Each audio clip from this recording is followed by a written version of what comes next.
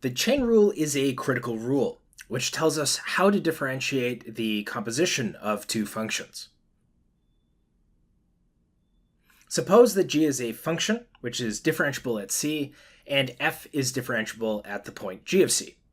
Their composition, f composed g, is then differentiable at c, and the formula for the derivative is given by the following. So here we have the derivative of f evaluated at the point g of c multiplied by the derivative of g. In Leibniz notation, this takes on a particularly nice form.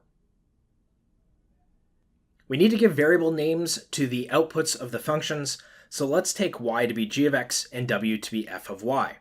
Note that if w equals f of y and y equals g of x, then composing these functions tells us that w is a function of x, and it makes sense to do that differentiation. Therefore, translating the chain rule into Leibniz notation gives us the following. Note here that if we were to treat the dw dy and dy dx terms as fractions, it's almost as if the dy's cancel each other out. Now they're not fractions, right? And you can't cancel them. But nonetheless, this does serve as a nice sanity check. To see the chain rule at work, let's differentiate the function root x squared plus x plus 1. To do this, we need to write k as the composition of two functions, defining f of x to be the square root of x and g of x to be x squared plus x plus 1 will give us what we want. While we're at it, let's write out their derivatives. And as I mentioned, this choice of f and g are what's needed to write k as the composition f composed g. Applying the chain rule, we therefore get this. K prime of x is f prime g of x, g prime x. And if we plug in f, we get 1 over 2 root g of x, g prime x. Finally, plugging in g and g prime gives us this result, which I'll rewrite to look a little bit nicer.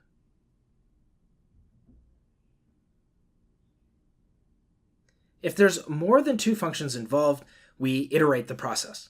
For example, let's differentiate this big nightmare of a function.